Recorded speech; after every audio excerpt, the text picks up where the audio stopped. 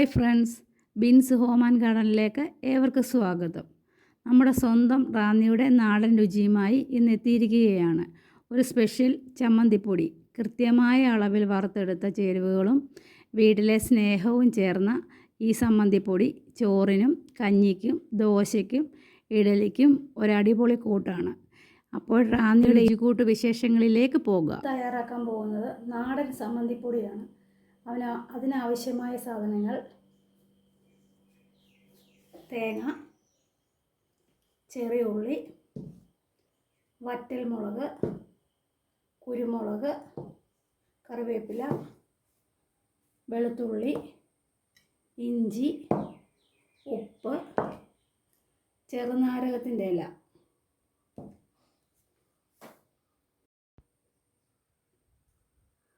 നമുക്ക് തേങ്ങയ്ക്കകത്തോട്ട് ഇതെല്ലാം കൂടെ മിക്സ് ചെയ്യാം. ഞാൻ ഈ തേങ്ങ ഒന്ന് മിക്സിക്കകത്തൊന്ന് കറക്കിയായിരുന്നു, ചെറുതായിട്ടൊന്ന് കറക്കി, ഒത്തിരി സമയമില്ല, ഒന്നടിച്ചു. ഉള്ളി ഇടുവാണേ.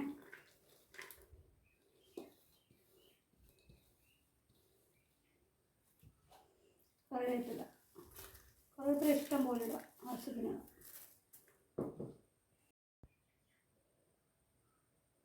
ഇഞ്ചി,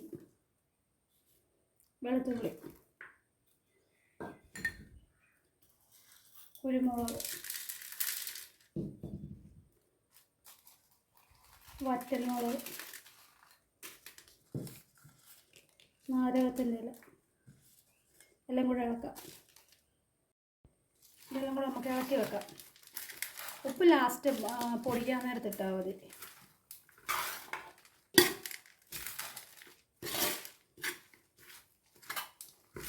ഞാൻ 4 തേങ്ങയാണ് എടുത്തത്, കൊടുത്തു വിടാൻ വേണ്ടി. അതുകൊണ്ടാണ് 4 തേങ്ങ എടുത്തത്. നിങ്ങൾക്ക് 1 തേങ്ങയ്ക്കകത്താണ് ഇത് ഉണ്ടാക്കി നോക്കാം. അന്നേരം കുറച്ച് എല്ലാ സാധനങ്ങളെല്ലാം കുറേശ്ശെ ഇട്ടാൽ മതി. ഇതിപ്പോൾ ഇത്രയേ ഉള്ളതുകൊണ്ട് ഞാൻ ഇത്ര ഇട്ടെന്നേ ഉള്ളൂ.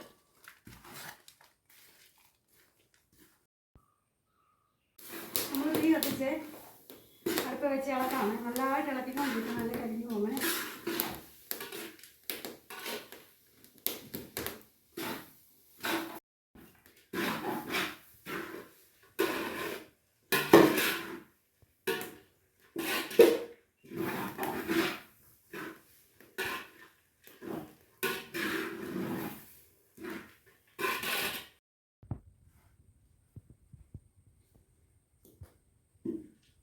നല്ലതായിട്ട് ഇളക്കി കൊടുത്തുകൊണ്ടിരിക്കണം. അല്ല തേങ്ങ എല്ലാം പെട്ടെന്ന് കയറി കരിയും, അടുക്കി പിടിക്കരുത്.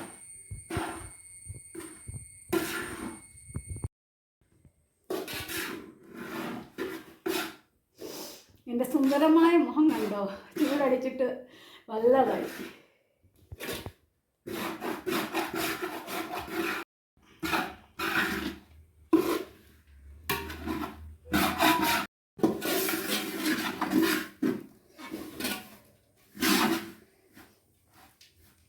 കറണ്ട് പോയി ഫ്രണ്ട്സ്.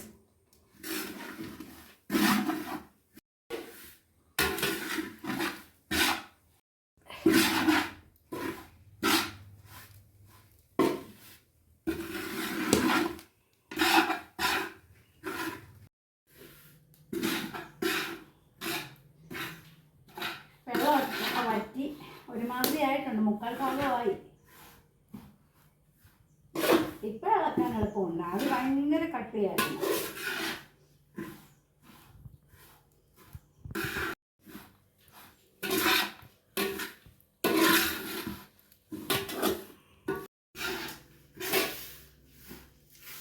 മൂത്ത് വരുന്നുണ്ട്. ഒരു ശകലം കൂടെ 2-3 മിനിറ്റ് കൂടെ മതി. ഒത്തിരി അങ്ങ് കരിഞ്ഞു കഴിഞ്ഞാൽ അഴുക്കാം. ഒരു ഗോൾഡൻ കളർ ആവുന്ന വരെ ആയിട്ടുണ്ട്. ഏകദേശമൊക്കെ ഗോൾഡൻ കളർ ആയിട്ടുണ്ട്.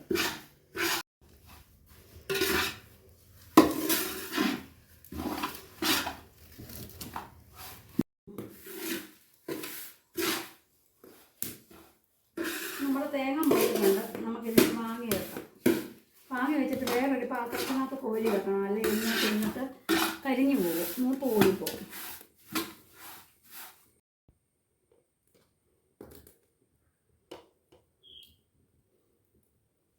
ഞാനൊരു ശകല മുളക് പൊടിയുടെ വാങ്ങി വെച്ച് കഴിഞ്ഞിട്ടിടുവാണേ.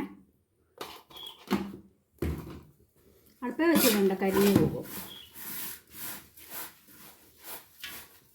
നമ്മൾ മുഴുവനുള്ള മുളക് വറ്റൽമുളക് ചേർത്തത്, അതുകൊണ്ട് മുളക് പൊടി ഇട്ടില്ലെങ്കിലും കുഴപ്പമില്ല. പിന്നെ നല്ലതായിട്ട് എരി വേണമെന്നുണ്ടെങ്കിൽ ശകലം മുളക് പൊടിയും കൂടി ഇട്ടാൽ മതി. നമുക്കിത് പൊടിച്ചെടുക്കാം. അതിനായിട്ട് പുളി ഇട്ട് കൊടുക്കാം. എന്നിട്ട് ആവശ്യമുള്ള ഉപ്പ്.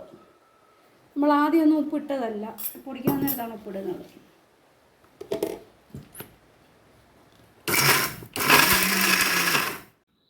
നമ്മുടെ സമ്മതിപ്പൊടി റെഡിയായി. നല്ല ടേസ്റ്റാണ്. നിങ്ങളെല്ലാവരും ഉണ്ടാക്കി നോക്കണേ. വീഡിയോ ഇഷ്ടമായെങ്കിൽ ലൈക്കും ഷെയറും ചെയ്യാനും മറക്കരുതേ. ഇതുപോലുള്ള കൂടുതൽ നാടൻ രുചിക്കൂട്ടുകൾക്കായി ചാനൽ സബ്സ്ക്രൈബ് ചെയ്ത് കൂടെ ഉണ്ടാവണം. Bye bye.